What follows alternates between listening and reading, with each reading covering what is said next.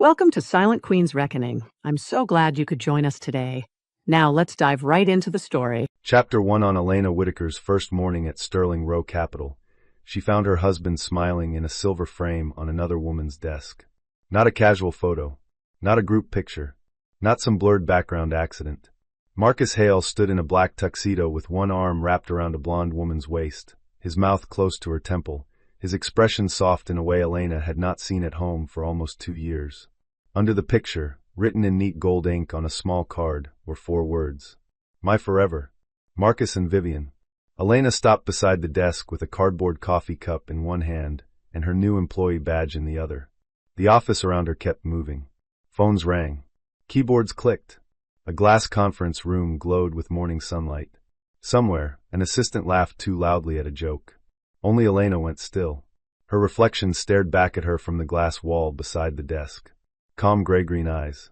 Chestnut hair pinned low at her neck. A cream blouse beneath a fitted navy blazer. She looked like an ordinary woman starting a new finance job after a long career break. That was exactly what she needed everyone to believe. The woman who owned the desk turned from the printer with a stack of glossy folders hugged against her chest. She was young blonde, beautiful in an expensive way, with pearl earrings, a silk ivory dress, and a diamond ring bright enough to catch the overhead lights. She followed Elena's gaze to the photograph. Then her smile widened. Cute, isn't it? She said. Elena lowered her coffee cup onto the edge of the desk before her fingers could tighten around it. He is your husband? The blonde woman laughed, light and careless. Not yet. My fiancé. For half a second, Elena heard nothing. Not the phones. Not the elevator doors. Not the city traffic beyond the floor-to-ceiling windows. Her husband had left their townhouse that morning wearing the same charcoal suit he wore when he wanted to look powerful but approachable.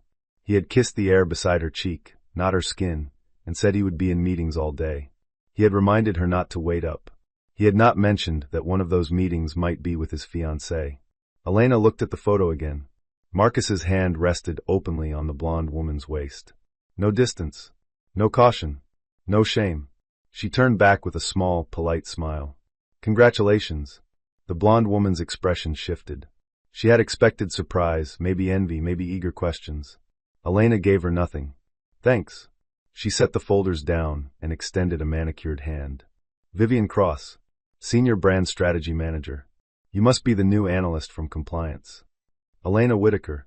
Vivian's handshake was soft but performative, the kind of touch that said she was already deciding whether a person mattered. Whitaker, Vivian repeated, tilting her head. That sounds familiar. It's a common enough name. Maybe. Vivian's eyes moved over Elena's blazer, her simple watch, the absence of visible designer logos. Her smile cooled. Well, welcome to Sterling Row. Try not to be overwhelmed. This place can be intense if you're not used to real pressure. Elena picked up her coffee. I'll adjust. Vivian leaned one hip against the desk, already comfortable in the role of office queen. Marcus says the same thing. He's brilliant under pressure. That's why the board trusts him with the Northbridge merger. Elena's pulse gave one measured beat. Northbridge. That was why she was here. 3 weeks earlier, Margaret Sterling, the chairwoman of Sterling Row Capital, had called Elena on a private line and said, I need someone who can walk into my company unnoticed. Someone with numbers in her bones and no patience for lies. Elena had almost refused. After 7 years of marriage to Marcus, she had grown tired of cleaning up men's ambition after they mistook it for talent. But then Margaret sent the files. Marketing budgets inflated by nearly $7 million. Consulting payments routed through shell vendors. A luxury apartment lease billed as client hospitality. A private event deposit hidden inside a merger roadshow line item. And at the center of almost every approval chain, Marcus Hale. Elena had looked at the evidence until midnight. Then she had opened the door to Marcus's home office and found him asleep at his desk, his phone face down beneath his palm. She had stood there in the dark, watching the man who once promised to build a future with her, and realized he had already built one without her. She accepted Margaret's offer the next morning. Now Vivian Cross was standing in front of her, wearing a ring Elena had never seen and calling Elena's husband her fiancé. The door to the executive elevator opened. Vivian's face lit up. There he is, she said softly. Elena did not turn right away. She took one slow sip of coffee, tasting bitterness and heat, and gave herself exactly 3 seconds to bury the wife and become the auditor. Then she looked over her shoulder. Marcus Hale walked into the open office with 2 partners beside him and a leather folio tucked under one arm. Tall, clean-shaven, dark-haired, handsome in the polished way that made investors forgive arrogance. He moved like a man who believed every room rearranged itself around him. His eyes found Vivian first. Then they found Elena. For a fraction of a second, his face cracked. It was small. A slight pause in his stride. A tightening near his mouth. The quick, instinctive calculation of a man who had stepped onto a floor he thought he owned and discovered a trapdoor beneath the carpet. Vivian lifted a hand. Marcus. The partners turned toward her. Marcus recovered fast. Too fast. Vivian, he said, smooth as glass. His gaze slid to Elena with the mild curiosity one offered to a stranger. And you are? Elena felt the old pain rise, sharp and humiliating, but she did not let it reach her face. She held out her employee badge. Elena Whitaker, she said. New analyst. Compliance rotation. Marcus stared at the badge. His legal wife's name sat in black letters beneath the company logo. His jaw flexed once. Vivian laughed. I was just introducing myself. Elena was admiring our engagement photo. One of the partners chuckled. The famous Vivian finally gets her ring. Marcus, you kept that quiet long enough. Marcus's eyes flicked toward Elena, warning her, begging her, threatening her all at once. Elena only smiled. It's a beautiful picture, she said. You both look very committed. The partner clapped Marcus on the shoulder. Lucky man. Marcus's throat moved. Very. Vivian stepped closer and slipped her hand through his arm, showing Elena the diamond with almost childish triumph. We're getting married next month in Tuscany. Marcus says after the merger closes, we'll finally stop hiding. Elena looked at Marcus. Hiding. Vivian sighed, dramatic and pleased with herself. Office politics. Investors. His complicated past. You know how men are before they fully move on. Marcus's fingers tightened around the folio. Elena could have ended it there. She could have said, how complicated is a living wife? She could have lifted her left hand and shown the thin gold band she still wore because the divorce papers Marcus promised to draft had never arrived. But the woman who shouted first rarely controlled the room. So Elena let Vivian keep talking. Anyway, Vivian said, turning back to her desk, I'm hosting a small engagement dinner Friday. Mostly senior people. You should come if you survive your first week. Elena glanced at the photo again. I would love to. Marcus's head snapped toward her. Vivian smiled, satisfied by what she assumed was obedience. Perfect. It'll be good for you to see how this company really works. Elena's smile did not change. That is exactly why I'm here. Chapter 2. Marcus cornered Elena before lunch in a narrow corridor behind the executive conference rooms. He did not touch her. He knew better. Cameras sat in the black domes above every door. But he stepped close enough for his cologne to cut through the smell of polished wood and coffee. What are you doing here? He asked. Elena held a stack of onboarding documents against her chest. Starting a job. Don't play games. She looked at him calmly. You brought your fiancé to my workplace, and I'm playing games? His face tightened. Vivian doesn't know. That you're married? That it's still technically unresolved. Elena almost smiled. Technically. A word men used when they wanted betrayal to sound like paperwork. We have lived in the same house for 7 years, she said. You filed taxes jointly last year. Your mother still calls me every Thanksgiving to ask whether I'm bringing my cranberry tart. Which part is technical? Marcus looked toward the hallway entrance, then lowered his voice. This is not the place. It became the place when I saw your engagement photo on her desk. His eyes hardened. There it was. Not guilt. Not fear for her. Fear of exposure. You need to leave, he said. Whatever Margaret offered you, I'll double it. Elena let the silence sit between them. Then she asked, how did you know Margaret offered me anything? Marcus blinked. A small mistake. The kind he used to mock junior analysts for making. Elena watched him realize it, watched the blood retreat slightly from his face. For the first time that morning, she felt something colder than hurt. She felt confirmation. Marcus forced a laugh. You think I don't know how this company works? Margaret drags in outsiders when she wants to scare people. She dragged in an employee. You are not built for this floor anymore. His voice sharpened. You spent years hiding in that townhouse, doing freelance models for boutique funds, and pretending it was a career. These people eat weakness before breakfast. Elena looked down at the folders in her arms. Inside were access forms, audit protocols, and a confidential authorization letter signed by Margaret Sterling herself. Marcus had no idea how much authority sat beneath the plain paper. When she lifted her eyes, her voice stayed even. "Then you should be grateful I already ate." His expression flickered with anger. "Elena," he said, switching tactics. Softer now. Almost the old Marcus, the one who used to stand barefoot in their kitchen and kiss flour from her wrist when she baked. "Listen to me. Vivian is complicated. This situation is complicated. If you embarrass me, you embarrass yourself too." "No," Elena said. "If I tell the truth, I embarrass you." He stared at her. "Do you want money?" he asked at last. "Is that what this is? I can arrange a settlement." Quietly. Generously. There it was again. The assumption that everything he broke could be paid for with money he had not earned alone.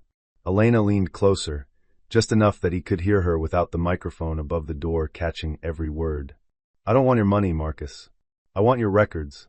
For the first time, real fear crossed his face. Then the corridor door opened. Vivian walked in with a tablet tucked under her arm. Her gaze moved from Marcus to Elena, then back again. Suspicion sparked, quick and bright. "Everything okay?" she asked. Marcus stepped back. "Fine." Elena had a question about department structure. Vivian's eyes narrowed. "Did she?" Elena gave her a polite nod. He was very helpful. Vivian slipped beside Marcus with the confidence of someone claiming territory. "Good.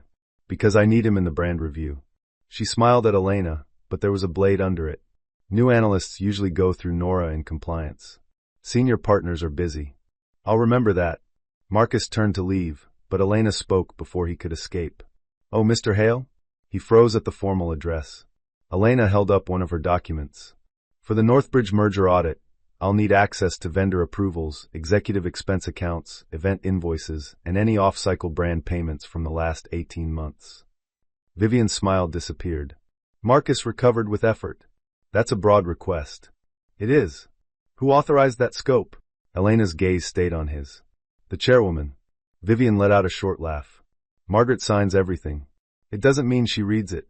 Elena turned to her. "Then this will be a good opportunity for everyone to become more attentive."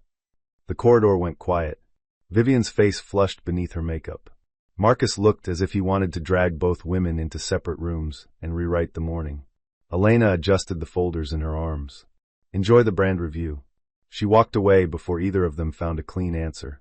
Behind her, Vivian whispered something sharp. Marcus did not reply. That silence told Elena more than any confession. Chapter 3 by 3 in the afternoon, Elena had found the first receipt. It was not hidden well. Men like Marcus rarely hid things well at first. They believed their status was a better lock than any password. The invoice came from Belladonna Atelier, a luxury bridal house in Milan. $186,000 for gown customization, veil embroidery, and private fittings. It had been coded under International Client Experience for the Northbridge Merger Roadshow. The approving executive was Marcus Hale. The internal sponsor was Vivian Cross. Elena sat at a temporary desk near compliance, scrolling through the payment trail while the office around her settled into the late-day rhythm of expensive exhaustion. Behind glass walls, partners performed confidence for clients. Assistants carried printed decks like offerings. Analysts moved quickly, faces pale from too much caffeine and too little daylight. Nora Blake, the compliance systems manager, dropped into the chair across from Elena with 2 paper cups of tea. "Chamomile," Nora said. "You looked like someone who either needed calm or was planning a felony." Elena accepted the cup. "Only an audit." Same thing in this building. Nora was in her early 40s, with short black hair, rectangular glasses, and the kind of dry expression that made fools nervous. Margaret had said Nora could be trusted. Elena trusted no one yet, but Nora had already granted her system access without asking loud questions, which placed her above most people in the office. Elena turned her monitor slightly. "Have you seen this vendor code before?" Nora leaned in. Her mouth flattened. "CX Hospitality International. That code was created last year for merger roadshow expenses. This payment went to a bridal atelier." "Of course it did." Nora removed her glasses and rubbed the bridge of her nose. "Why steal quietly when you can monogram the theft?" Elena clicked into the attached documentation. The PDF contained a redacted client list, a fake event schedule, and a scanned approval memo with Marcus's digital signature. Nora's eyes sharpened. "You think Vivian is involved?" "I think Vivian is wearing the evidence on her finger." Nora glanced toward the open office. Vivian stood near the creative team bay, laughing with two junior associates while pointing at a mood board. Her diamond flashed whenever she moved her hand. She's been untouchable for months, Nora said. People tried to question the brand's spend, then their projects got reassigned. By Marcus? By Marcus sometimes. By people trying to impress Marcus, mostly. Elena saved a copy of the invoice into the secure audit drive. What about the apartment lease? Nora's brows rose. You found that already? Not yet. Margaret mentioned it. Nora took the mouse and navigated through a restricted expense category. A furnished penthouse near 79th. Officially reserved for Northbridge consultants. In practice, the only access card scans are Vivian's, Marcus's, and a cleaning service that costs more per month than my mortgage. Elena watched the data load. Lease payments. Furniture. Art rental. Private chef retainer. Fresh flowers twice weekly. All billed to client integration. A memory moved through her before she could stop it. Marcus coming home late with the faint scent of lilies on his coat. Marcus saying the firm had brought in a consulting team from London. Marcus telling Elena she was paranoid when she asked why he showered before dinner. Nora must have seen something shift in her face, because her tone softened. You okay? Elena clicked open the access log. Marcus had entered the penthouse at 11:42 p.m. on Elena's birthday. She had spent that night alone at home with a cake from the bakery downstairs. Marcus had texted at midnight. Sorry. Client crisis. Don't wait up. Elena folded the memory carefully and put it away. I'm fine, she said. Nora studied her, then nodded once. For what it's worth, you have a very convincing fine. That comes with practice. Before Nora could answer, a voice cut across the compliance area. Elena. Vivian stood at the end of the row, smiling as if they were friends. Two junior employees hovered behind her, eager for gossip. I need a quick favor, Vivian said. Nora muttered, here we go. Elena looked up. What kind of favor? Vivian approached with a folder pressed to her chest. Since you're reviewing event expenses, Marcus said you might help reconcile my engagement dinner deposits with the brand hospitality budget. Nothing complicated. Just some coding cleanup. Elena kept her face blank. Marcus said that? Vivian's smile glittered. He said you seemed eager to be useful. Nora's hand paused near her tea. Elena held out her hand. I can take a look. Vivian set the folder down with a little snap. Wonderful. We're hosting at Lamarani Friday night. Private room. Very tasteful. Marcus hates cheap things. Elena opened the folder. Inside were florist estimates, champagne orders, a tasting menu, security arrangements, and a deposit for a string quartet. The total crossed $90,000. At the top, Vivian had written, Northbridge Cultural Welcome Dinner. Elena looked up slowly. Vivian's expression dared her to object. This is your engagement dinner, Elena said. Vivian tilted her head. It will also include several Northbridge-adjacent guests. Names? Marcus will provide them. Business purpose? Relationship development. Elena nodded as if considering the logic. And the violinist? Vivian's mouth tightened. Atmosphere. And the 7-tier lemon elderflower cake? Vivian smiled again. Client relations can be sweet. The two junior employees laughed nervously. Elena closed the folder. I'll review it. Vivian leaned closer, lowering her voice just enough to make the insult feel private, while still letting witnesses enjoy the shape of it. You seem sensible, Elena. I know women at your stage sometimes get bitter around weddings. Try not to project. Nora's chair creaked. Elena did not move. Women at your stage.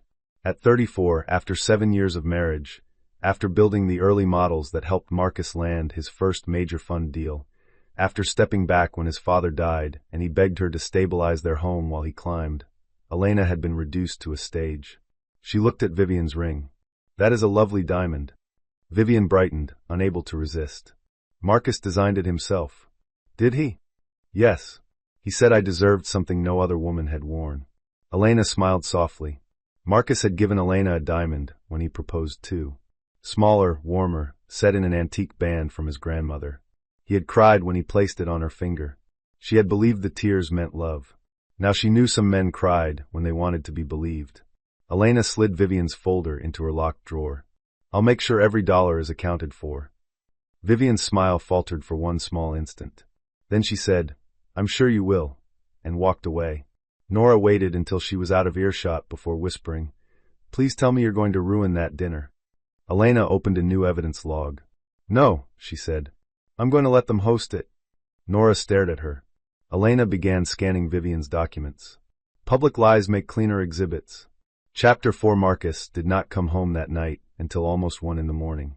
Elena heard his key in the lock while she sat at the dining table with her laptop open and the house lights dimmed. Their townhouse in Brooklyn Heights had once felt warm to her, full of books, copper pans, wool throws, and framed photos from trips they took before Marcus learned to treat tenderness as an inefficient use of time. Now it felt staged, a place waiting for buyers. Marcus stepped inside, loosened his tie, and stopped when he saw her. You're awake, he said. You noticed. He closed the door carefully. I had client drinks. At the penthouse? His face did not change, which told her he had prepared for this. What penthouse? Elena watched him remove his coat. The Northbridge consultant apartment on 79th. He hung the coat on the rack with controlled precision. You're misreading internal records on your first day. That's ambitious. Vivian's access card is very active for a consultant she isn't. Marcus walked to the sideboard and poured himself water, though his hand looked too tense for thirst. You have no idea what you're looking at. That's possible. I'm still sorting through the bridal gown coded as client hospitality. He turned. There was the anger at last. Clean, hard, no more polish. You had no right to dig into personal matters. Elena shut her laptop halfway. Company money is not personal. Neither is our separation. We are not separated. We have been emotionally separated for years. She almost laughed. That is a sentence men invent after they get caught. Marcus set the glass down too hard. Water spilled over his fingers. Do not make yourself a victim. You checked out of this marriage long before I met Vivian. Elena looked at him. Truly looked. He believed enough of it to sound convincing. That had always been Marcus's talent. He found the version of a lie that let him sleep. I checked out, she asked. When? When I put my career on hold, because your panic attacks got so bad after your father died that you couldn't take client calls. When I built models for you at 2 in the morning, because you said you were drowning. When I hosted dinners for investors who thought you had done all the work. His jaw tightened. You offered. I loved you. The words landed between them with no softness left in them. Marcus looked away first. For a moment, Elena saw the man he had been. The young analyst with cheap shoes and impossible hunger, shaking before his first investor pitch while she fixed his tie in a hotel bathroom. The husband who once knew how she took her tea.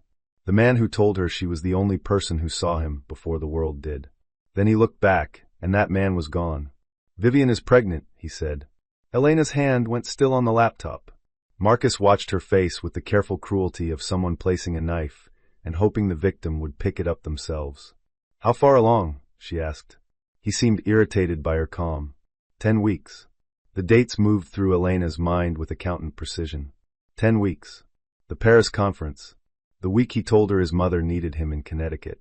The week Elena had sat alone in a fertility clinic waiting room after Marcus promised he would meet her for a consultation, then texted that a client emergency came up. She had left before the nurse called her name. Marcus rubbed a hand over his face. I didn't plan it. Children rarely enjoy being called accidents. Elena. No. If she is pregnant, that child deserves honesty more than either of you do. He stared at her, thrown by the answer. Perhaps he had expected screaming. Perhaps he had hoped for it. A hysterical wife would be easier to dismiss. I'm going to file, he said. Quietly. After the merger closes. Vivian and I will marry in Tuscany, and you'll receive a settlement. More than fair. Will the settlement be paid from client hospitality too? His eyes flashed. Enough. Elena stood, closing the laptop. No, Marcus. Enough was last year. Enough was my birthday. Enough was you pretending not to know me in front of your mistress. He stepped closer. You cannot win this. The house seemed to hold its breath. Elena looked up at him, calm enough to make him uneasy. You still think this is a marriage fight, she said. That's your first mistake. And what is it? A records fight. Marcus's mouth curled. Records can disappear. Elena nodded once. That's your second mistake. For the first time, uncertainty crossed his face. She carried her laptop toward the stairs. Halfway up, she paused. By the way, she said without turning, Vivian invited me to your engagement dinner. Silence. Then Marcus said, You're not going. Elena looked back. She asked me to reconcile the budget, she said. It would be rude to skip the event. His expression darkened. If you show up there to make a scene, I will make sure no firm in this city hires you again. A year ago, that threat might have landed. A year ago, Elena had still believed reputation was something other people could take from you. Now she only felt tired. Wear a good suit, she said. There will be pictures. Chapter 5. By Friday, Elena had assembled 3 folders. The first held clean evidence: invoices, approvals, access logs, vendor registration forms, payment trails, and calendar entries. The second held human evidence: emails, messages, event photos, internal chats where Vivian joked about making Marcus expense the honeymoon as investor care, and one voice memo from Derek Shaw, a junior finance director who sounded close to tears when he admitted Marcus had ordered him to backdate approval notes. The third folder held the part Marcus never saw coming: ownership. Not of Sterling Row Capital. Margaret Sterling still ruled that kingdom with iron pearls and a voice like polished steel. But the Northbridge merger was not merely a company transaction. It involved a trust, a foundation, and a private investment vehicle that traced back to Whitaker Holdings, Elena's family office. Marcus had always known Elena came from money. He had met her at a charity auction where her mother sat beside a senator, and her father's name opened doors even after his death. But Elena had kept the scale of it quiet. She never wore wealth loudly. She drove an old Volvo because she liked the way it handled in winter. She bought good coats and repaired them. She let Marcus believe her trust was modest because, early in their marriage, he seemed ashamed whenever her background entered a room before he did. So Elena made herself smaller. It was one of the few choices she regretted. What Marcus did not know was that Whitaker Holdings controlled a minority, but decisive financing tranche tied to Northbridge's final approval. If fraud contaminated Sterling Row's side, Elena had the legal authority to freeze the release. Margaret had not brought Elena in only to investigate Marcus. She had brought her in because Elena could stop the deal from closing if the numbers were dirty. At 4 p.m, Margaret called Elena into her office. The chairwoman sat behind a marble desk with no family photos, no unnecessary decoration, and one orchid so perfect it looked disciplined. She was in her late 60s, silver hair swept back, black suit immaculate. She had been friends with Elena's mother for 30 years and had the unsettling ability to make silence feel like an interview. "You're going tonight?" Margaret asked. "Yes." "Good. He'll perform better with an audience." Elena set the folders on the desk.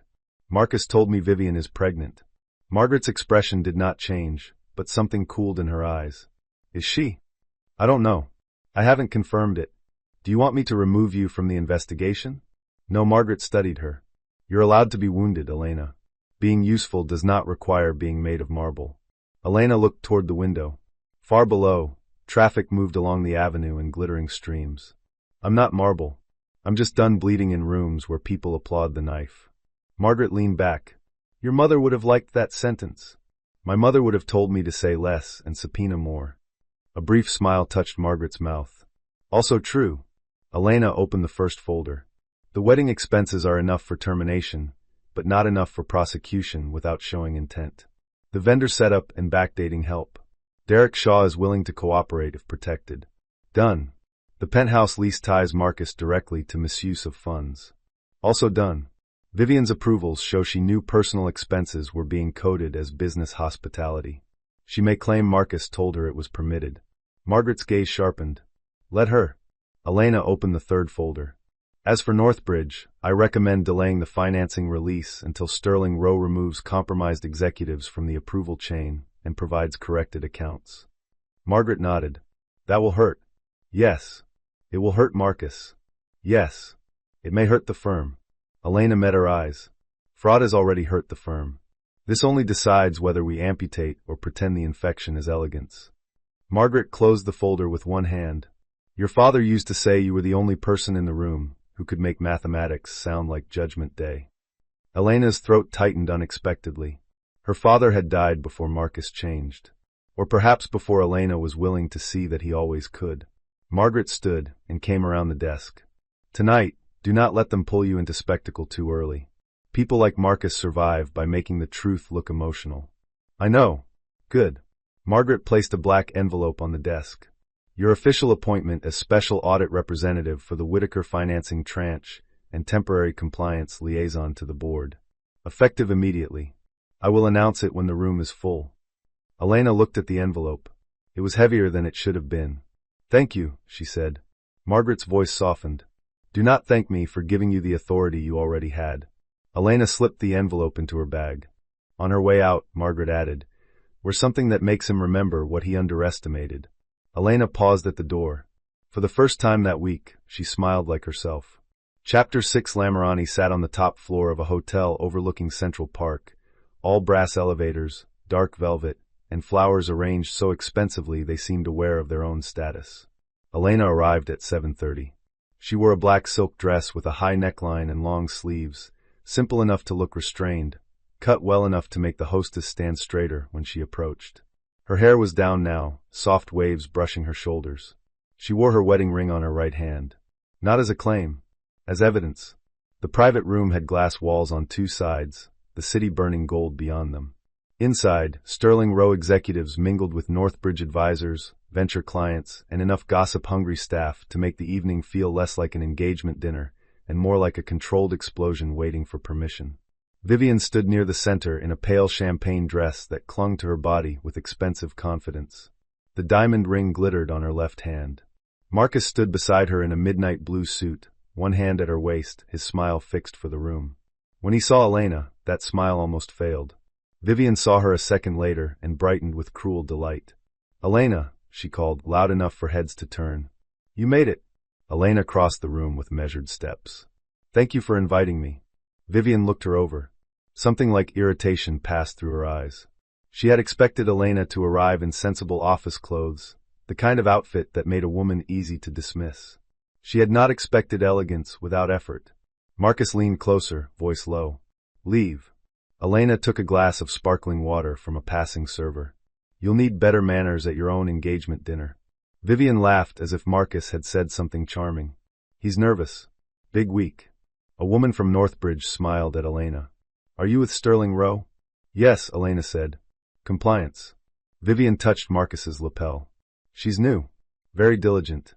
She's been helping clean up little budget details for tonight." "Important work," the Northbridge woman said. "Very," Elena replied. Marcus's eyes darkened. Vivian lifted her glass. "Actually, since you helped, Elena, you should see the cake later." "It's ridiculous." Marcus insisted. "He says I deserve the kind of celebration people remember." Elena looked at him. "I'm sure they will." More guests arrived.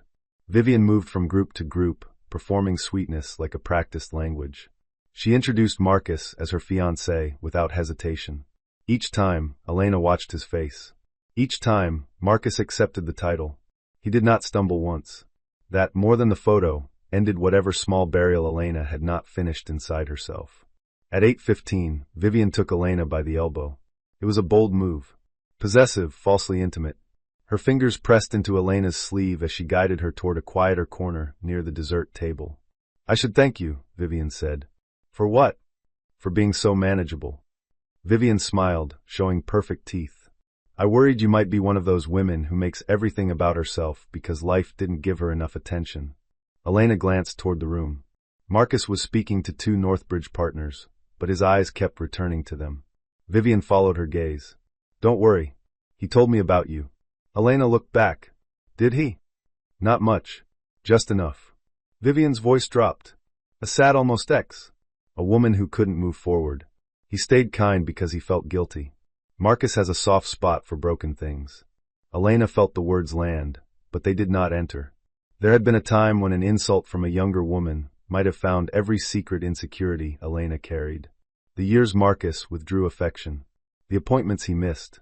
The way he made her feel inconvenient for wanting partnership, then needy for noticing its absence. But Vivian did not know Elena. She only knew the version Marcus needed her to believe. "Elena," Vivian continued, "I'm going to be honest because I respect women who accept reality. Marcus and I are building a public life. A family. A future. If you behave, he will be generous. If you don't, people will see you as bitter." Elena looked at the diamond ring. "Is that what he promised you? A public life?" Vivian's smile sharpened. "He promised me everything. And he is very good at sounding sincere." Vivian's eyes narrowed. "You think you're above this?" "No," Elena said. "I think I'm inside it." Before Vivian could answer, a server approached to ask about the champagne tower. Vivian turned away for a second. Elena used that second to look across the room. Marcus was no longer watching them. He was speaking to Derek Shaw near the service hallway. Derek's face looked pale. Marcus leaned in, smiling for the room, while saying something that made the younger man flinch. Elena set down her glass and crossed the room. She arrived just in time to hear Marcus say, "Delete the draft folder tonight. If compliance asks, you never saw the memo." Derek's eyes widened when he saw Elena. Marcus turned. For one breath, all three stood in silence. Then Marcus smiled. "Elena," he said, "you're everywhere tonight. So are the cameras." Derek looked up toward the ceiling corner. A small black security lens watched the hallway entrance. Marcus's smile thinned. "Private conversation. About deleting company records?" Derek swallowed. Marcus stepped closer, blocking Derek from her. "Careful." Elena looked past him. "Derek, Nora Blake is expecting you tomorrow morning at 9. Bring your laptop and the original emails. Do not delete anything. Do not sign anything tonight." Marcus's face hardened. "He reports to me." "Not anymore." Derek's breath left him in a shaky rush. Marcus leaned near Elena's ear, his voice low enough to scrape. "You are turning this into a war you cannot afford." Elena looked at him almost sadly. "You charged your mistress's wedding dress to a merger account," she said. "You made it affordable." His eyes flared. From the center of the room, Vivian called his name. Guests were gathering near the front, where a small stage had been arranged for speeches. Marcus stepped back, smoothing his jacket. "This ends tonight." Elena picked up her bag from a nearby chair. "Yes," she said. "Parts of it do." Chapter 7 Vivian's engagement speech began with a lie. "Marcus taught me that love is courage," she said, standing under soft lights while guests lifted champagne glasses and phones. "Sometimes, you have to choose happiness even when people misunderstand your path." Several guests made warm sounds of approval. Elena stood near the back beside Nora, who had arrived quietly 10 minutes earlier in a black pantsuit and an expression that promised administrative violence. "Love is courage," Nora whispered. "Fraud is apparently catering." Elena almost smiled. Marcus stood beside Vivian, one hand at her back. He had regained control of his face, but not his eyes. They kept scanning the room for Margaret Sterling. Margaret had not arrived yet. Vivian continued. "For a long time, Marcus and I had to protect what we had. But tonight, with the people who matter to us, we can finally say we are no longer hiding." Applause rose. Elena did not clap. Marcus saw. Vivian lifted her glass higher. "To our future. To Tuscany. To our baby." The room erupted. Elena heard a few gasps, then delighted murmurs. Vivian placed a hand lightly over her stomach, her smile radiant and rehearsed. Marcus kissed her temple. Phones lifted higher. Nora turned to Elena. "Did you know?" "Yes." "Are you all right?" Elena watched Marcus accept congratulations, as if he had not threatened her in their home 3 nights earlier. As if he had not denied knowing her on Monday. As if his wife were not standing 10 yards away, while strangers toasted his new family. "I am not the person who should be worried," she said. Marcus guided Vivian off the small stage. Guests surged around them. A Northbridge partner clapped Marcus on the back. Someone asked about wedding dates. Someone else asked whether they wanted a boy or a girl. Then Vivian looked across the room and found Elena. Her expression changed. Triumph became invitation. "Elena," she called. "Come here." Nora muttered, "Do not." Elena handed Nora her glass. "Hold this." She walked forward through the crowd. Vivian's smile widened as Elena approached. "I just realized I never properly introduced you to everyone. Since you helped with the event budget, you should get some credit." The room quieted into that hungry silence people create when they sense humiliation approaching. Marcus stepped closer to Vivian. "Not now." But Vivian was flushed with victory. The pregnancy announcement had made her reckless. "Nonsense," she said. "Elena is part of our Sterling Row family now." Elena stopped at the edge of the stage lights. Vivian turned to the room. "Everyone, this is Elena Whitaker. She's new in compliance. Very detail-oriented. She's been reviewing invoices for tonight, which I appreciate. Weddings are stressful enough without paperwork." A few polite laughs. Vivian touched Elena's arm, too lightly to be kind. "She's also a reminder that women can start over at any age. Isn't that brave?" The insult was wrapped in silk, but everyone heard it. Marcus's face tightened. "Vivian." Elena looked at the room. "Partners. Clients. Assistants. Investors. People who had built careers pretending not to notice cruelty unless it threatened profit. She smiled.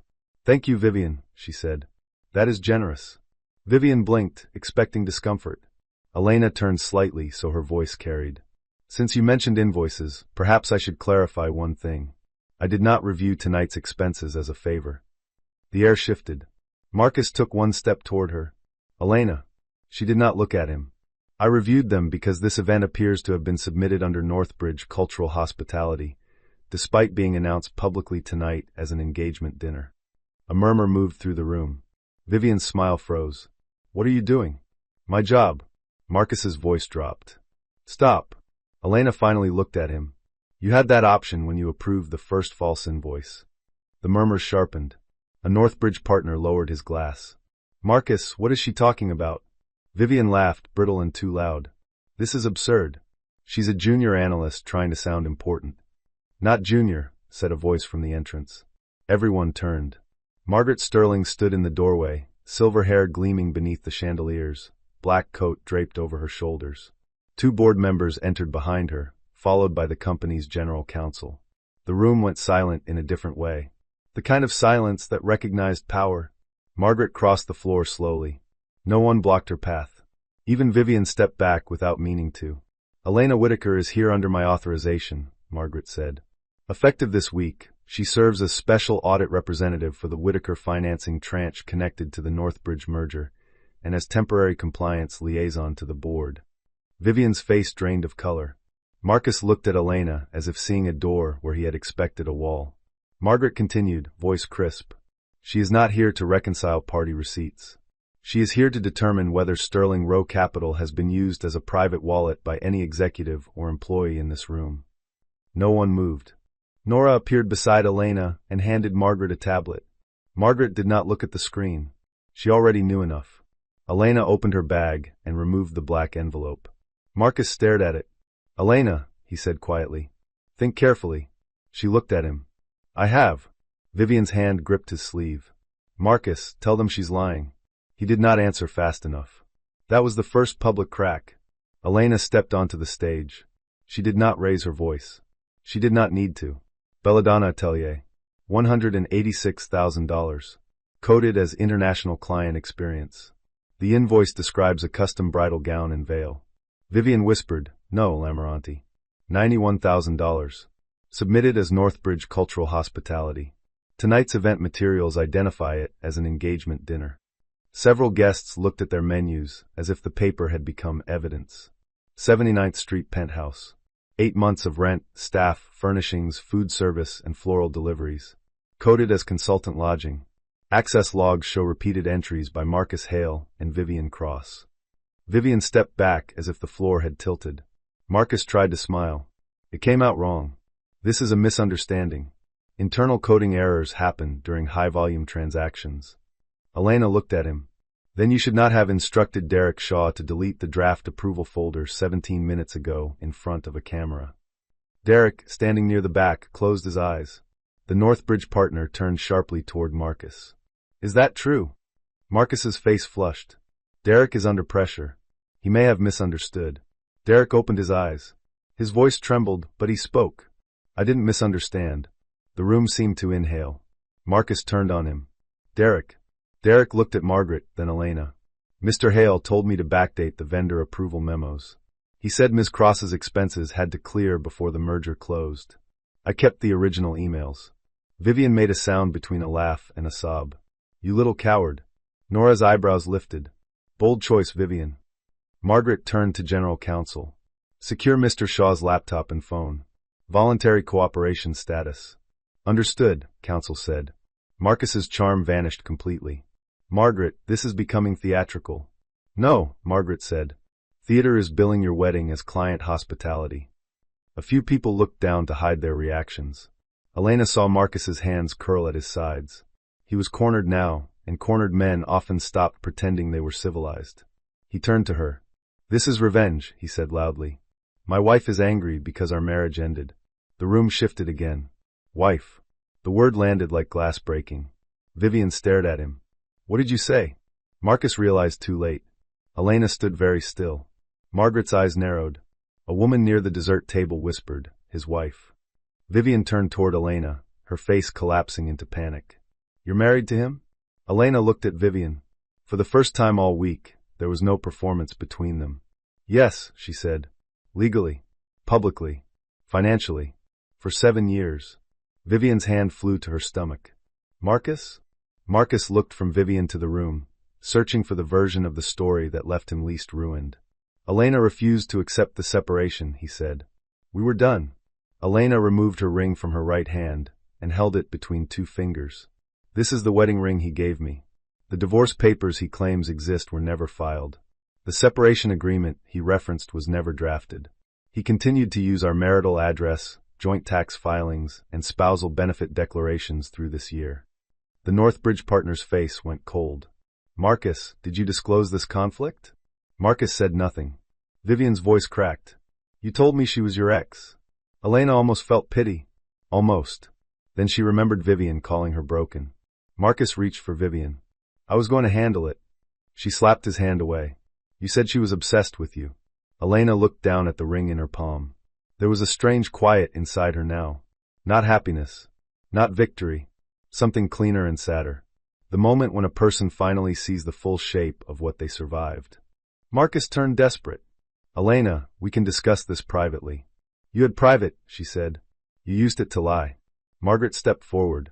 Marcus Hale, pending formal board review, you are suspended from all executive authority at Sterling Row Capital. Your access to company systems, financial approvals, and merger documentation is revoked immediately. Marcus went pale.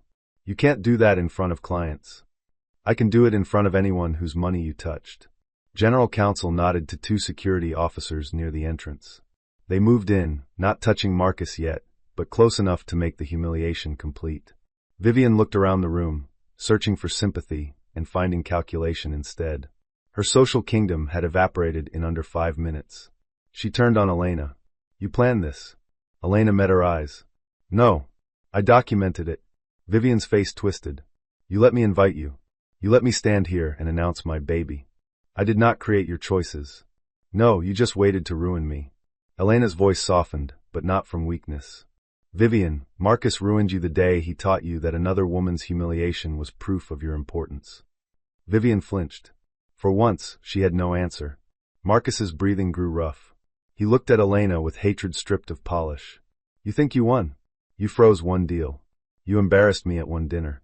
Elena stepped down from the stage and faced him at eye level. I froze the Whitaker financing release at 5:40 this afternoon, she said. Northbridge has already been notified. The board has your approval history. Your personal guarantee on the Tuscany contract is separate from company funds. Your apartment lease will be reviewed for clawback, and our divorce will proceed with full financial discovery. Marcus's mouth opened. Nothing came out. Elena continued. You wanted me to disappear quietly so you could start a new life with assets you did not own, money you did not earn, and a woman you did not respect enough to tell the truth. She placed the wedding ring on the nearest cocktail table. I am quiet, Marcus. I was never gone. The room held its breath. Security stepped closer. This time, Marcus did not resist. Chapter 8 By Saturday morning, Marcus Hale had become a cautionary whisper in every private office at Sterling Row Capital. No one said his name loudly. People said senior partner, suspended executive, the situation, the mess. In finance, scandal rarely arrived as screaming. It arrived as closed doors, calendar invites with no agenda, and assistants walking faster than usual. Elena arrived at the office at 7:15, before most of the floor had awakened. The city outside was gray with early rain. The glass walls reflected her dark coat, her tied-back hair, the leather document case in her hand. Nora was already waiting near compliance with 2 coffees and the expression of a woman who had spent the night reading evidence instead of sleeping. You made the morning briefings, Nora said. Elena took the coffee. Front page? Business section. No photos of you. Margaret made sure of that. Good. Nora walked beside her through the quiet floor. Marcus's people are moving. 2 partners are calling this a marital dispute. One is floating the idea that you abused family access to damage him. Vivian has deleted her social accounts. Derek is terrified. And someone tried to access the audit drive at 3:12 this morning. Elena stopped. Who? Executive credentials. Marcus's login. He was suspended. Exactly. The login failed, then someone used Vivian's credentials 8 minutes later. Also failed. Elena looked toward the dark row of executive offices. Marcus had always hated losing control. He did not apologize when cornered. He reorganized the battlefield and called the new map Truth. Lock Vivian's access, Elena said. Already done. And preserve the failed attempts. Already done. Elena glanced at her. You enjoy saying that. Nora's mouth twitched. Deeply. They entered the compliance room, where 2 monitors displayed file logs, expense maps, and a timeline stretching across 18 months. On the far wall, Nora had pinned a clean printout of vendor names, dates, approvals, and personal benefits. The pattern was no longer a suspicion. It was a machine. At the center of the machine sat Marcus. At its bright, reckless edge sat Vivian. Elena set down her document case. What did we miss? Nora's smile faded. A clinic payment. Elena looked up. Nora turned one monitor toward her. Not billed to Sterling Row. Paid from Marcus's personal card, then reimbursed through a category labeled Executive Medical Risk Consultation. The clinic is private. Reproductive health, prenatal care, fertility, discreet testing. Elena's stomach tightened, but her voice stayed steady. Vivian? Maybe. The appointment date was the morning after Marcus told you she was pregnant. Elena stared at the screen. The room felt colder. Can we confirm? Not without medical records, and I'm not touching that without counsel. But the reimbursement is company fraud either way. Elena nodded slowly. Do not mention pregnancy in the hearing unless Vivian brings it up. Nora studied her. You're protecting her? I'm protecting the child if there is one. A pause settled between them. Nora leaned back in her chair. You know she wouldn't do that for you. I know. Then why? Elena looked at the timeline, at the neat rows of betrayal disguised as accounting. Because Marcus trained her to think cruelty was power. I don't need to prove him right. Before Nora could answer, Elena's phone rang. Marcus. His name appeared on the screen like an old bruise touched by accident. Nora lifted an eyebrow. Want a witness?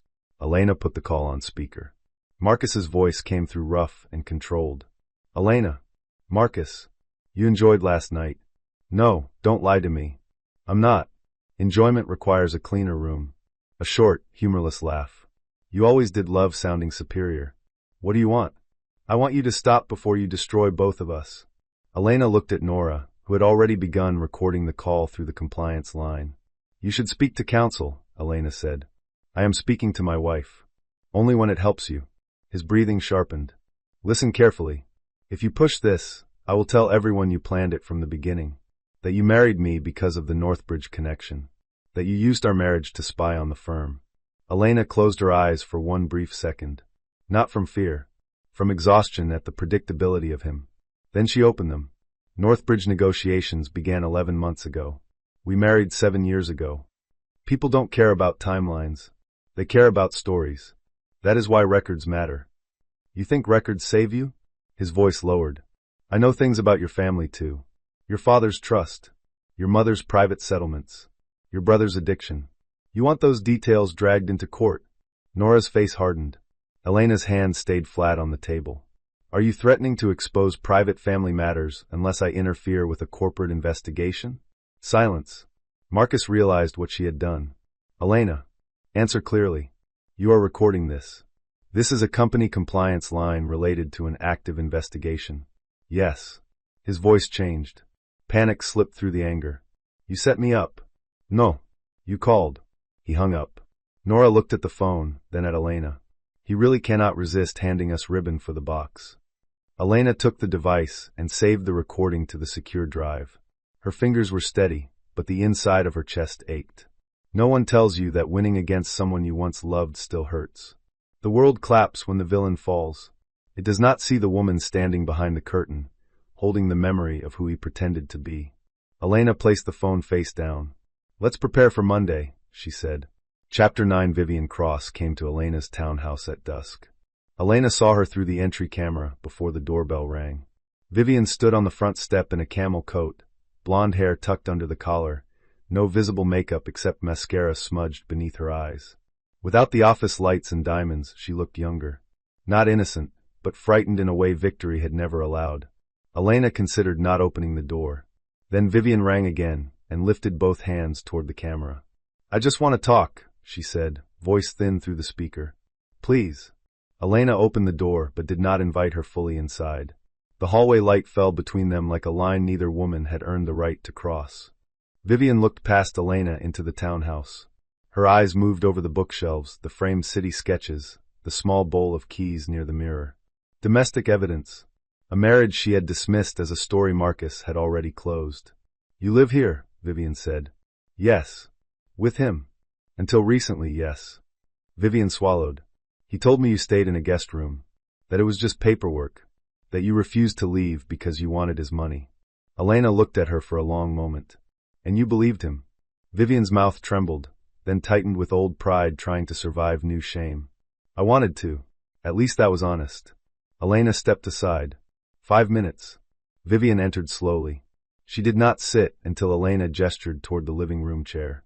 Even then, she perched on the edge as if the furniture might accuse her. Elena remained standing beside the mantel. Vivian looked down at her hands. The diamond ring was gone. "He says you're going to ruin me," she said. "That depends on what you did." Vivian flinched. "I didn't understand the invoices at first." At first.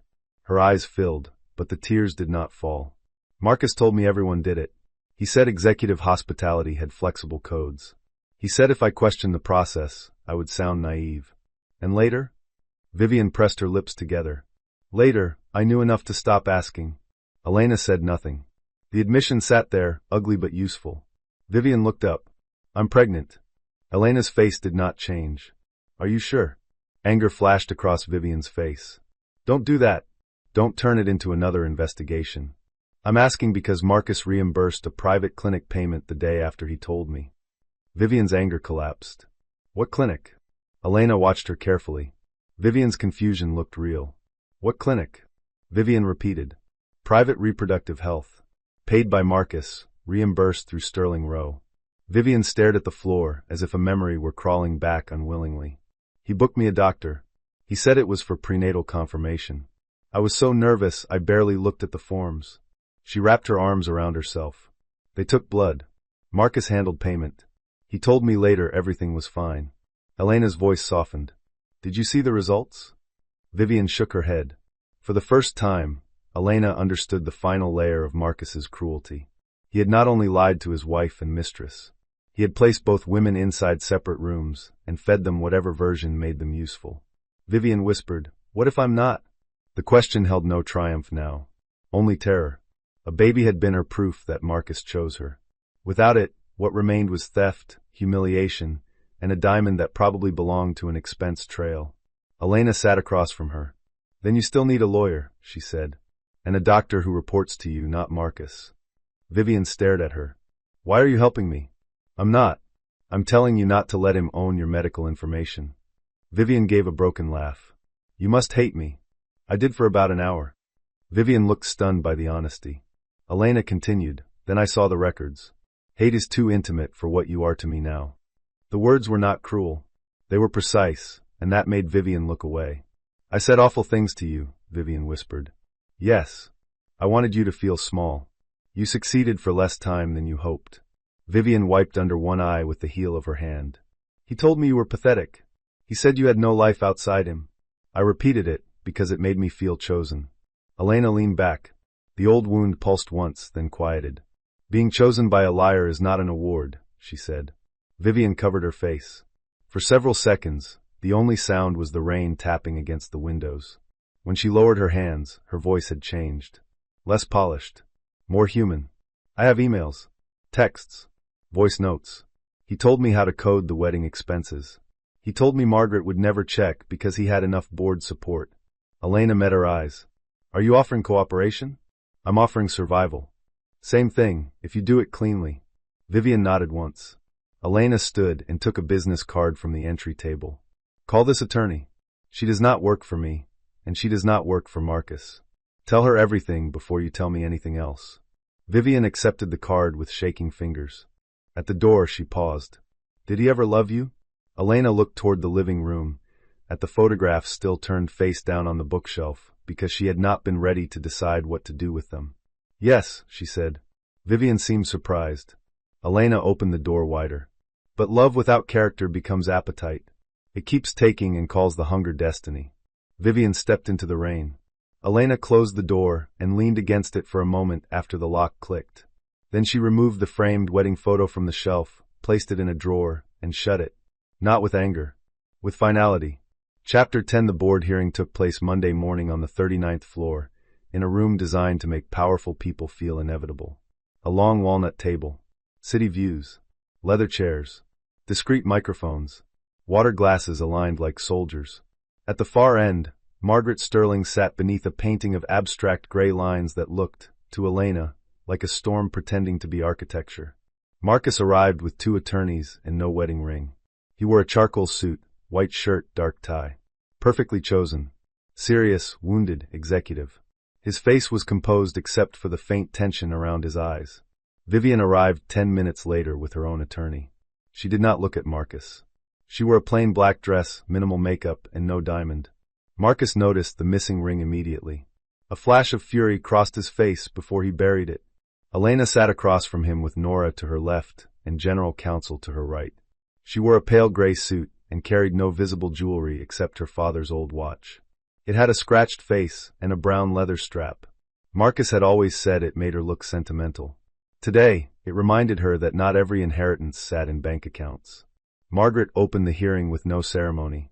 We are here to assess preliminary evidence of executive misconduct, misuse of funds, false expense coding, attempted document destruction, and undisclosed conflicts connected to the Northbridge merger. Marcus's lead attorney leaned forward. For the record, Mr. Hale denies intentional misconduct. We also object to the presence of Ms. Whitaker in this proceeding, given her personal relationship with my client. Margaret looked at him. Noted. The attorney continued, encouraged by the lack of interruption. Her role creates a clear conflict. She is Mr. Hale's estranged spouse and stands to benefit from reputational and financial damage to him.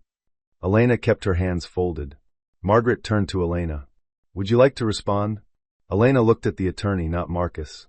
My personal relationship with Mr. Hale was disclosed to Chairwoman Sterling before I accepted this assignment. My financial authority over the Whitaker tranche predates the investigation. Every document in the audit file is independently sourced through company records, vendor confirmations, system logs, or cooperating witnesses. If Mr. Hale believes a specific record is false, he may identify it. Marcus's attorney shifted. We reserve the right to do so after complete review. Of course, Elena said. Marcus smiled faintly, as if her calm irritated him more than any accusation. The first hour belonged to numbers. Nora presented payment trails with brutal clarity. She showed how CX Hospitality International had been created as a shell category, how vendor names were altered after approval, how bridal and personal luxury expenses were routed through client development codes. She showed the 79th Street lease, the access logs, the reimbursement for private event deposits, and the failed attempts to access the audit drive after suspension. Marcus's attorney objected to tone, to scope, to sequence. Margaret allowed the objections to be recorded and the evidence to continue. Then Derek Shaw entered. He looked smaller than he had at the engagement dinner, but steadier. He sat at the end of the table, placed both hands flat before him, and told the room exactly what Marcus had ordered. Mr. Hale said Ms. Cross's invoices had to clear before Northbridge's public signing, Derek said. He told me the brand team was under pressure and that I should not embarrass leadership with minor coding issues. Marcus's attorney asked, Did Mr. Hale specifically instruct you to commit fraud? Derek swallowed. He told me to backdate approvals for expenses that had already been rejected. That was not my question. It is my answer. Nora's mouth twitched. Marcus leaned back, expression cold. Then Vivian spoke. She did not cry. Elena had expected tears, but Vivian seemed past performance. She answered questions in a low, careful voice, confirming that Marcus had told her the wedding and apartment expenses could be processed through company accounts. She submitted text messages where Marcus wrote, Keep everything under Northbridge Hospitality until close. After signing, no one will care. Marcus stared at her with open hatred. Vivian did not look back. When asked about the pregnancy announcement, Vivian's attorney intervened to protect medical privacy. Margaret allowed it. Elena did not object. Marcus, however, could not resist. This is ridiculous, he said. Vivian is lying to protect herself. Elena turned her against me. The room went still. Margaret said. Mr. Hale, you will speak through counsel. Marcus leaned forward. No. This has gone far enough. My wife manipulated a vulnerable woman, threatened staff, and froze a major financing package because she was humiliated. Elena felt every eye move toward her. Marcus continued, gaining heat. She can sit there in her gray suit pretending to be objective, but this is revenge. She wanted me back. She couldn't have me. Now she wants my career. For 1 second, the old Elena remembered defending him. At dinners. In rooms. Against friends who wondered why he never came home. Against her own instincts when they became too loud. Then the new Elena opened the folder before her. May I present the call recording from Saturday morning? She asked. Marcus's face changed. His attorney turned sharply toward him. What call? Elena handed a transcript to General Counsel. Mr. Hale called the compliance line and threatened to expose private family information unless I stopped the investigation. The recording was preserved under active inquiry protocol. Margaret nodded. Play the relevant excerpt. The room filled with Marcus's voice. If you push this, I will tell everyone you planned it from the beginning. I know things about your family too. Your father's trust. Your mother's private settlements. Your brother's addiction. You want those details dragged into court. Then Elena's voice, calm and clear. Are you threatening to expose private family matters unless I interfere with a corporate investigation? Then silence. Then Marcus. You are recording this. The audio stopped. No one spoke. Marcus's attorney closed his eyes for one brief moment, the private despair of a professional watching a client set himself on fire. Margaret leaned back. That answers the question of motive rather efficiently. Marcus stood. This is a trap. No, Elena said. It is a pattern. He looked at her, breathing hard. She opened another document. There is one more conflict the board should understand. Mr. Hale has represented in internal discussions that he controlled the Whitaker financing relationship through marriage. That was false. He never had signature authority over Whitaker Holdings, the Whitaker Family Foundation, or the Northbridge Capital Release. One of the board members frowned. He implied spousal access during the risk committee review. Elena nodded. He did not have it. Marcus's face flushed. You never told me the full structure. You never asked as a partner. You assumed as a husband. The sentence landed cleanly. Margaret turned to the board. Whitaker Holdings has formally suspended release pending remediation. Marcus looked as if the floor had disappeared beneath him. His career had not only been damaged by scandal. His leverage had been imaginary. Elena slid the final page forward. My recommendation is immediate termination for cause, referral to external forensic accounting, preservation of all related communications, and notification to Northbridge that Sterling Rowe will proceed only after removing compromised personnel from the transaction chain.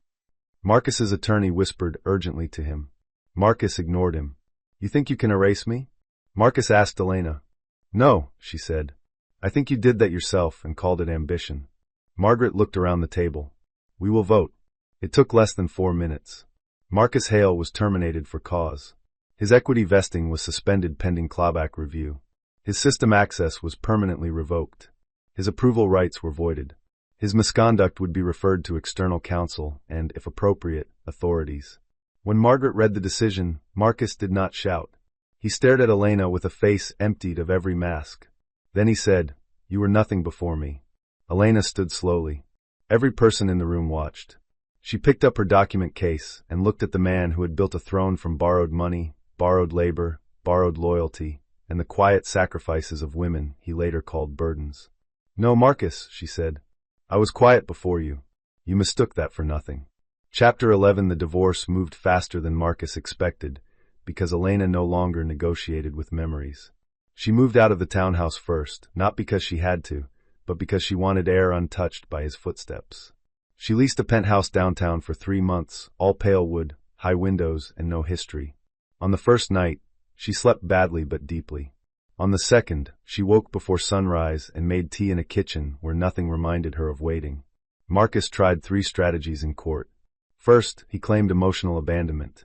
Elena's attorney presented years of household records, joint filings, travel calendars, medical appointments Marcus missed, and messages where he promised reconciliation while living publicly with Vivian. Second, he claimed Elena had used marital information for professional gain. Her attorney presented engagement timelines, audit authorization, conflict disclosures, and evidence that Marcus had hidden his own conflicts from the firm. Third, he asked for a generous settlement due to damage to his earning capacity. The judge looked at him for a long second and asked whether he meant the earning capacity he had damaged by committing financial misconduct. Even Elena's attorney had to look down to hide her smile. Vivian, meanwhile, disappeared from public view for 6 weeks. Rumors moved through the city in small, expensive circles. Some said she had left New York. Some said she had sold the diamond. Some said she had been forced to cooperate in exchange for leniency. Elena did not chase the rumors. Then, one afternoon in April, Vivian sent a single message. "The baby is real. He is not involved. I have counsel. I am leaving the city. I am sorry for what I said to you." Elena read it twice, then typed back, "Protect yourself and the child. Do not confuse apology with access to me." Vivian replied with only 2 words. "I understand." Elena set the phone aside. Forgiveness, she was learning, did not always look like open arms. Sometimes it looked like closing a door without wishing fire on the person outside. Northbridge nearly collapsed, but Margaret Sterling was better at surgery than sentiment. She removed Marcus's circle from the transaction, replaced 2 department heads, invited external oversight, and let Elena rebuild the financing controls from the ground up. The deal closed 3 months late with stricter terms and fewer champagne speeches. At the signing ceremony, no one mentioned Marcus. That was how powerful men truly vanished. Not with dramatic curses. With revised paperwork and their names absent from the next agenda. Elena attended in a white suit and spoke for exactly 4 minutes about governance, accountability, and the cost of pretending numbers did not have morals. The room listened. Not because she was Marcus Hale's wife. Not because she was a Whitaker. Because she had forced a company full of practiced liars to look at its own books. Afterward, Margaret found her near the window. "You should take the permanent board seat," Margaret said. Elena smiled faintly. "You make offers sound like weather reports. I prefer not to beg." "I know." Margaret handed her a folder. "Your father wanted you in rooms like this." Elena looked down at the folder, but did not open it. "My father wanted me happy. Those are not opposites." For years, Elena had treated power as something loud people wanted because they feared being ordinary. She had watched Marcus chase titles until he hollowed out everything human inside him. She had mistaken the disease for the tool. But power, held correctly, could be a lock on a door, a signature that protected people, a quiet no that stopped theft before it became tradition. She looked back at the boardroom, where Nora was arguing with a partner twice her salary and winning. "I'll consider it," Elena said. Margaret arched one eyebrow. That means yes when said by women with overdeveloped responsibility. "It means I'll consider it." "Fine. Consider quickly." Elena laughed then, surprising herself. It felt strange. Not easy, not carefree, but real. Chapter 12. Marcus came to the townhouse on the last day before the sale. Elena had agreed to meet him there because the movers needed both signatures on final inventory forms. She arrived with her attorney waiting in a car outside and found Marcus standing in the empty living room, hands in his coat pockets, looking smaller without furniture around him. The shelves were bare. The dining table was gone. Pale rectangles marked the walls where photographs had hung. For a moment, the house looked less like a battlefield and more like a place 2 people had failed to save. Marcus turned when she entered. He had aged in months. His hair was still perfect, his coat expensive, but the confidence had thinned. Without the firm, without Vivian, without the applause of rooms designed to flatter him, he seemed like a man listening for music that had stopped. "Elena," he said. "Marcus." The inventory forms sat on the mantel. She picked them up and reviewed the pages. He watched her. "You look well." "I am." The answer seemed to hurt him. "I didn't think you would sell it," he said. "It was never going to be a museum." He looked around. "We were happy here once." "Yes." "You admit that?" "I never denied it." His face shifted, a flicker of relief followed by something like grief. "Then how could you turn so cold?" Elena set the forms down. There it was. The final argument. Not that he had betrayed her. Not that he had lied, stolen, threatened, humiliated. But that she had failed to remain warm while he did it. "I did not turn cold," she said. "I stopped setting myself on fire to make you feel forgiven." Marcus looked away. Outside, a truck rumbled past, shaking the window faintly. He cleared his throat. "Vivian left." "I know. She won't return my calls." "That sounds wise." A bitter smile touched his mouth. "You both think I'm a monster." "No. Monsters make this too simple." You are a man who made choices and kept choosing them after every warning. His eyes reddened, though whether from anger or sorrow, she could not tell. I loved you. Elena believed him. That was the worst part. I know. He stepped closer. Then why wasn't it enough for you to just leave? Why did you have to take everything? She looked at him for a long moment. I didn't take everything, she said. I took back what you were using. His mouth tightened. Elena signed the final page, then offered him the pen. Marcus stared at it before taking it. His hand shook slightly as he wrote his name. When he finished, he did not let go of the pen right away. Do you ever miss me? He asked. Elena could have lied. It would have been cleaner. Instead, she looked around the empty room and gave him the truth he did not deserve but she needed. I miss who I was before I learned to survive you. Marcus flinched.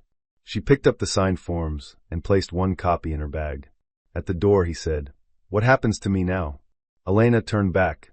For 7 years, she had answered that question in different forms. What should he wear to the dinner? How should he handle the investor? What should he say to Margaret? How could he recover from a mistake? How could he become the man he wanted the world to see? This time, she let the question belong to him. I don't know, she said. That is finally not my job. Then she walked out. Chapter 13. 1 year later, Elena Whitaker stood on a stage in front of 400 women and did not mention Marcus Hale by name. The event was hosted by the Whitaker Foundation, newly expanded to fund legal support, financial literacy, and career reentry programs for women leaving controlling marriages. The ballroom overlooked the river. Morning light spilled across rows of faces. Lawyers, accountants, nurses, teachers, founders, mothers, daughters, women who had learned too early that politeness could become a cage if no one taught them where the door was. Elena wore a dark green dress and her father's watch. Nora sat in the front row, now head of compliance transformation at Sterling Row. Margaret sat beside her, pretending not to look proud and failing completely. Elena's mother, elegant and quiet, watched from the aisle seat with a handkerchief already folded in her palm. Elena looked at the speech on the lectern. Then she closed the folder.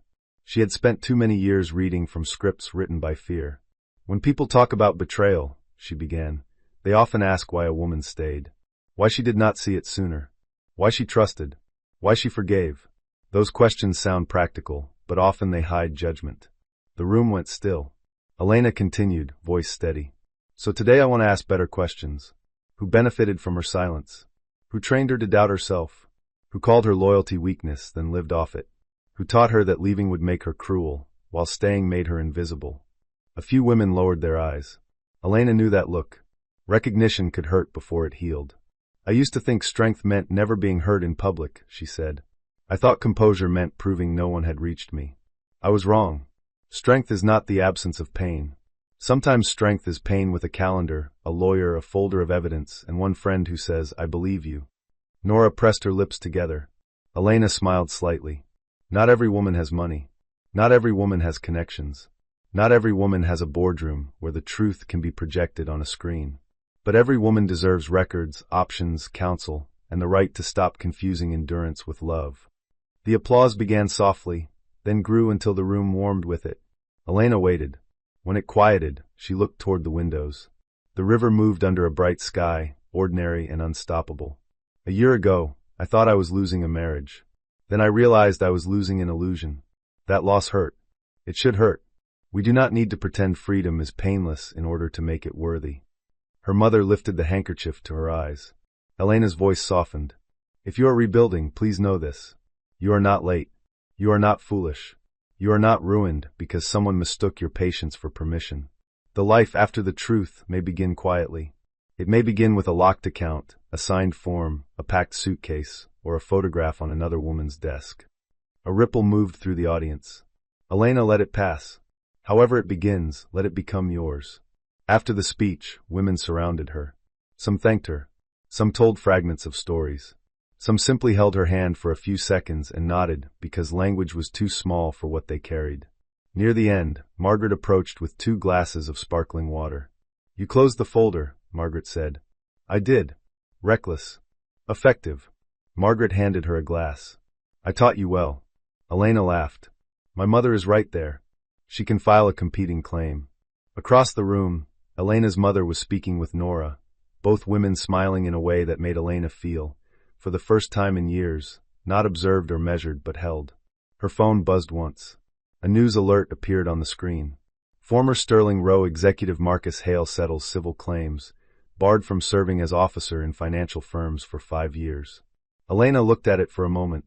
No rush of triumph came. No grief either. Only distance. She turned the phone face down. Margaret noticed. Anything important? Elena looked around the room at the women talking, exchanging cards, building futures in small brave steps. Yes, she said, but not more important than this. That evening, Elena returned to her apartment alone. Not lonely. Alone. There was a difference she had fought hard to learn. She made tea, opened the window, and let the city noise rise around her. On the shelf near the kitchen stood one framed photograph from the foundation event. Not a wedding photo. Not a man's arm around her waist. Not proof that someone had chosen her. Just Elena, standing at a lectern looking directly ahead. She touched the frame once, then turned off the lamp. For years, Marcus Hale had believed Elena Whitaker was the quiet space behind his success. He had never understood quiet. Quiet was where she counted, where she listened, where she survived, where she prepared. And when she finally spoke, every lie he built heard its own collapse. Subscribe for more stories about betrayal, hidden strength, and the quiet moment a woman takes her life back.